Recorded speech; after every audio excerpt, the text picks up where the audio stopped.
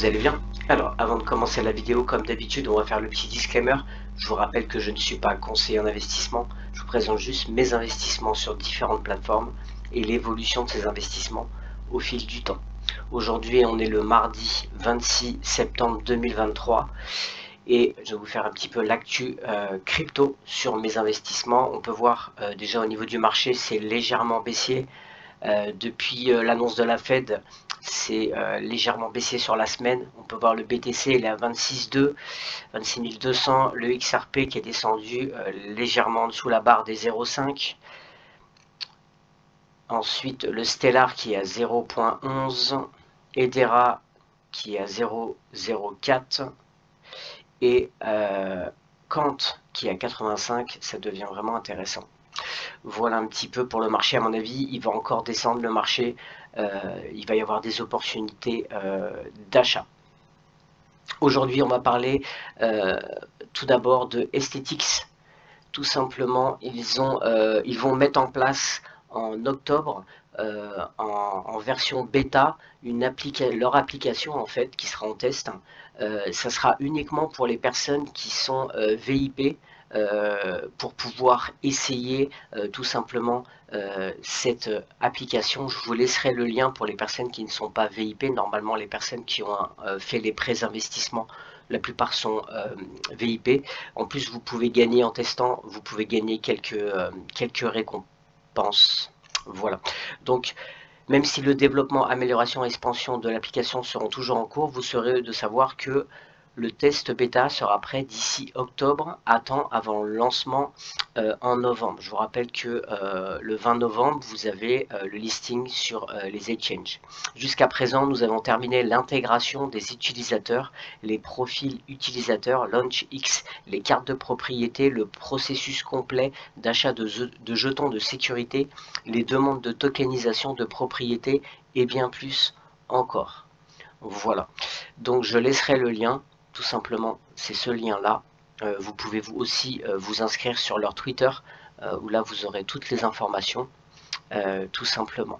Voilà, on va aller juste regarder. Voilà, ce sera là, il faudra remplir tout simplement, pour ceux qui ne sont pas VIP, juste remplir, et ensuite vous allez être VIP, et vous aurez tout simplement l'opportunité de pouvoir tester l'application bêta.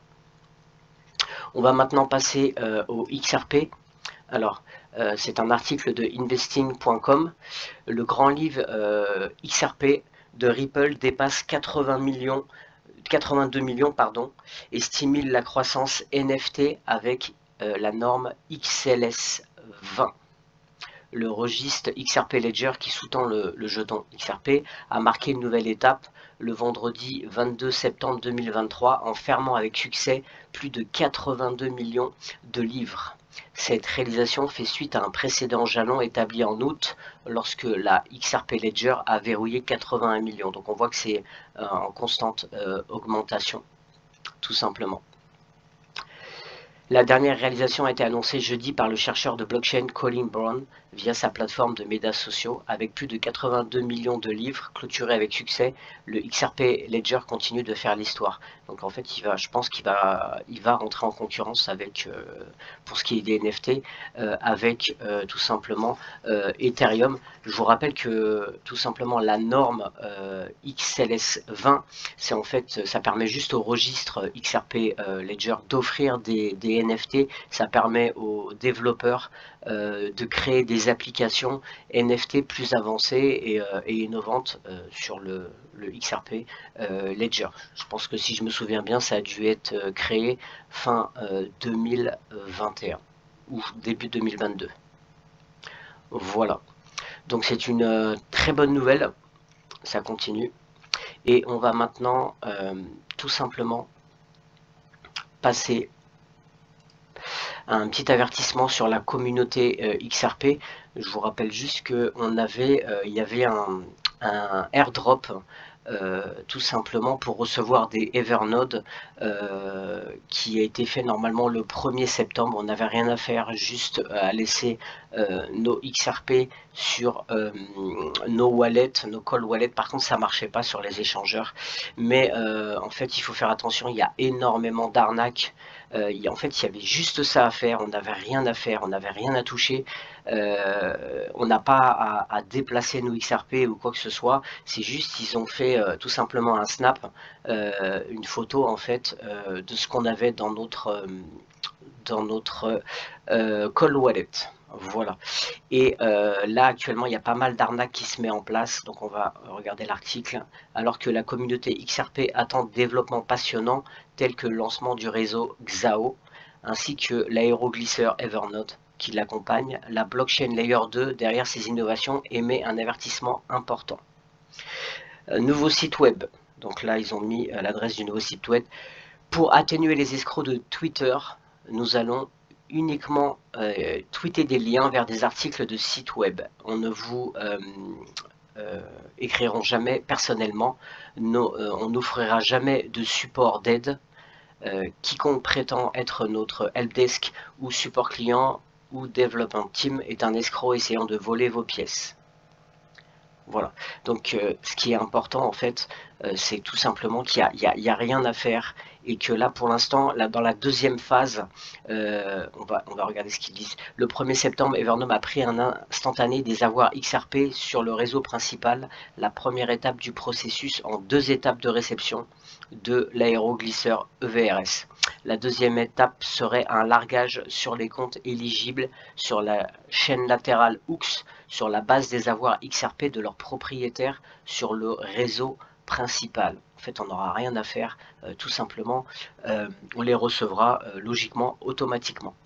Evernote a déclaré précédemment qu'il distribuerait 5 160 960 Evernote aux détenteurs de XRP éligibles.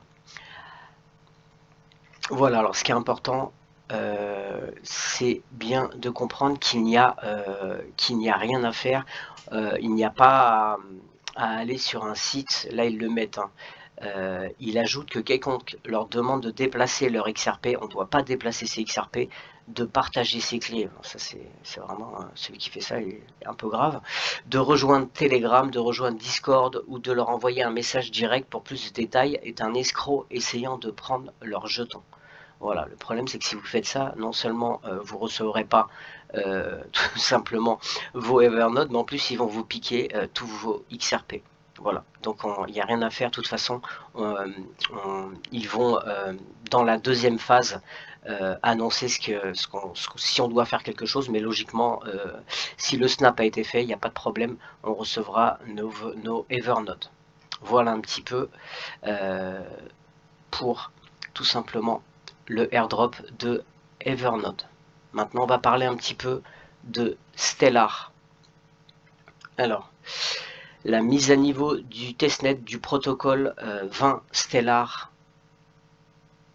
le 20 septembre Stellar. Alors je vous rappelle, Stellar c'est tout simplement le token, c'est le jeton, c'est XLM, c'est pour ma part mon deuxième investissement préféré après le XRP. Le 20 septembre, Stellar, une plateforme de blockchain conçue pour faciliter les transactions transfrontalières. Je vous rappelle qu'ils sont plus ou moins concurrents avec XRP sur les transactions internationales. Et à faible coût, en utilisant sa monnaie d'origine, XLM libérait la mise à niveau du testnet du protocole 20. Avec le lancement, le protocole se prépare pour l'activation éventuelle du réseau principal de la plateforme de contrats intelligents Soroban. Stellar se prépare pour le protocole 20 et les contrats intelligents. Selon un document le 18 septembre, la mise à niveau de testnet vise à sortir les versions candidates de Stellar Core et Horizon Stellar est un réseau de blockchain et s'appuie sur un réseau de nœuds pour la validation de transactions et pour garantir la sécurité du réseau. Les validateurs en cours d'exécution sont synchronisés à l'aide du noyau stellaire car il agit comme l'épine dorsale de l'ensemble du réseau, préservant l'intégrité de la blockchain. Alors, ils ont attribué un fonds justement à Soroban. On va regarder ça. Stellar décrit Soroban en tant que plateforme de contrats intelligents conçue pour l'échelle et la sensibilité et s'intègre et fonctionne parallèlement à la blockchain Stellar existante. Voilà, c'est un petit peu comme, si vous voulez, Xao pour XRP, ils essayent d'élargir leur éventail.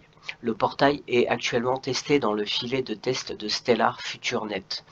Stellar affirme que certaines de ses principales fonctionnalités du réseau, telles que la mise à l'échelle multicœur et un modèle de frais optimisé, rendent leur contrat intelligent supérieur, car toutes les boucles de sérialisation pesky, alors pesky ça veut dire agaçant, énervant, ont été éliminés. Voilà, donc ils ont permis d'avoir plus de fluidité, contrairement aux plateformes Ethereum, couche 2, comme Arbitrum ou Polygon, qui fonctionnent séparément. Soroban s'intégrera pleinement à Stellar et restera en plus open source, et ça c'est important. Voilà, donc la fondation de développement Stellar a déployé un fonds d'adoption de 100 millions de dollars pour inciter l'adoption de Soroban. Ce programme, ont-ils expliqué, est un parapluie pour de nombreux programmes qui soutiennent tous les niveaux d'adoption de Soroban. Voilà, donc ça c'est une bonne nouvelle pour XLM et on va juste aller regarder. Voilà, ça c'est, je laisserai le lien, vous pouvez aller voir un petit peu Soroban pour comprendre un petit peu comment il fonctionne. Et là c'est très facile. Vous avez en fait tout simplement les entreprises ont en fait, voici la chronologie, on installe et on configure Rust et le Soroban. Ensuite on crée son premier contrat avec Soroban. Ensuite il y a un stockage de données, rédiger un simple contrat Soroban qui stocke et récupère les données. Ensuite on va tout simplement déployer et invoquer vos contrats sur testnet, qui seront apparents et transparents. Ensuite, on crée une application frontale pour interagir avec vos contrats Soroban. Et ensuite, on peut déployer vers un réseau local, utiliser, stocker et l'image stellaire Quick Start pour exécuter un réseau local. Et alors, ce qui est assez intéressant, on peut, les entreprises peuvent jouer et gagner aussi des récompenses. Et là, regardez bien, le fonds de communauté Stellar. Soumettez votre projet Soroban au fonds communautaire Stellar et demandez jusqu'à 150 000 dollars de XLM en récompense pour couvrir 2 à 3 mois de coûts de développement. C'est votre chance de jouer un rôle fondamental dans le démarrage de l'écosystème de Soroban en créant les outils, protocoles d'apps et ressources nécessaires pour qu'il prospère.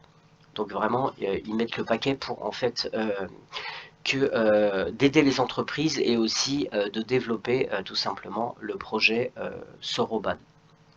Voilà. On va terminer par deux petites choses. Pour les personnes qui étaient sur FTX, vous avez jusqu'au 29 septembre pour réclamer. Moi personnellement, j'avais un peu de XRP dessus et donc j'ai réclamé. La date limite, c'est le 29 septembre. Il y a un processus à faire. Vous voyez, il faut se connecter, ensuite confirmer votre adresse mail, ensuite faire votre KYC, ensuite examiner les soldes de votre compte pour voir que ça correspond bien à ce que vous aviez à l'époque de la faillite le 11 novembre 2022 et ensuite de déposer électroniquement votre réclamation. Voilà. Donc ça c'est pour les personnes qui étaient sur FTX. Et la dernière chose, ça sera